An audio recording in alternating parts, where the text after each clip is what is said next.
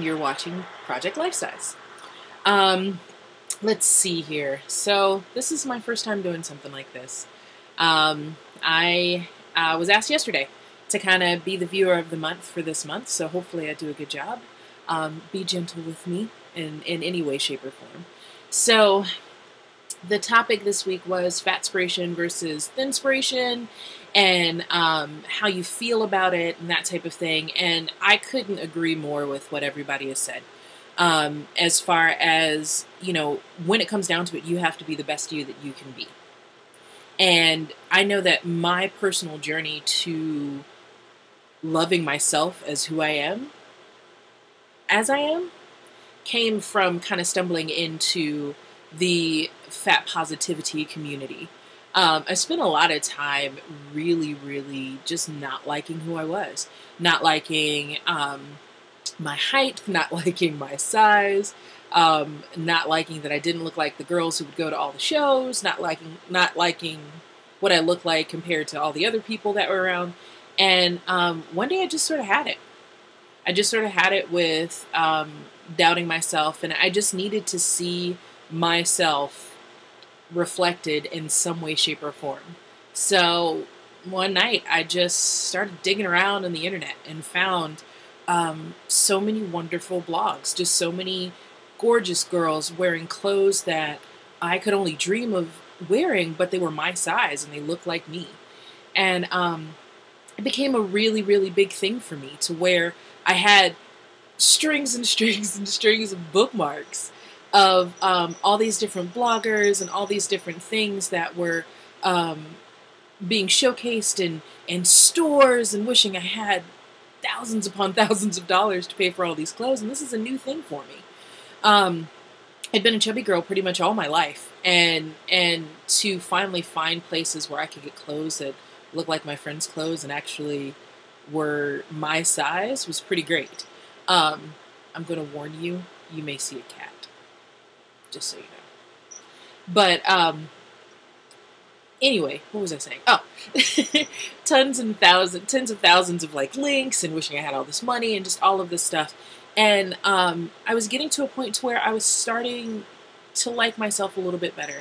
I mentored teenage girls for a few years, and it really became important to me because I was the person they looked up to. And if I hated myself, how's that going to bode well for them? So that was the other motivation, to try to find a better way to see myself, to be gentler with myself.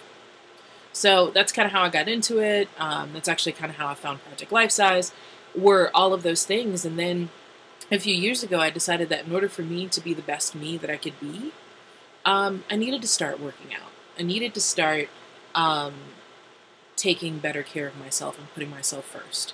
So I did, and my body changed, and things like that changed. But it didn't mean that I didn't love who I was, and it didn't mean that I didn't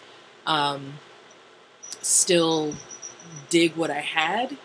And that's kind of where I landed. So I see the thinspiration stuff, and I do use some of it, to be quite honest. On my Pinterest boards and stuff like that, I do repen certain slogans, but it's more motivation to get me working out more. But it's never to look at them and say, I want to be like that. I want to be the best me that I can be. I want to continue to look good in clothes and enjoy the benefits of being more physically active. I want to do all that stuff. Now, onto the whole fetishism thing. I totally understand that. Being in this realm, it's kind of hard to find dates sometimes if you're a bigger girl. Why did I use that phrase, bigger girl? But anyway, it's kind of hard to find dates sometimes, because there's certain people who would reject you for looking a certain way, embrace you only because you look a certain way. And that can be very difficult, because you don't want to be objectified. No one wants to be objectified. You want to be dated for who you are, and not the size in your jeans, or boobs if you got boobs, that type of thing. And it does become hard to kind of weed all that stuff out, to know if there's somebody out there who wants to date you for you. So anytime any of those blogs or anything like that borders on that fetishist side, I can't hang with that. Or sometimes gets a little too political, I can't hang with that. But something that says that you're equally as worthy thin as you are larger, that it doesn't matter as long as you're being the best you that you can be, I'm totally down with that. If it vilifies one side or the other side, I'm not down with that. Um, if you say that, a friend of mine posted, if you say that um, bigger girls are sexy and skinny girls aren't, you don't get it. And that you should just shut up and realize that all of us are beautiful in our own way. And we should celebrate that in some way, shape, or form. So whatever that looks like, celebrate who you are. If it means checking out some plus-size bloggers and looking at cool clothing, go for it. If it means you need to be in the gym or you enjoy being in the gym because you want to be in the gym, because you want to work out, not because you want to meet some sort of nebulous ideal that's in the clouds, do that. If you're comfortable just being you and sitting on the couch, do that. But don't allow yourself to be bitter one end or the other. We all have worth. We all have value. And that's all that matters.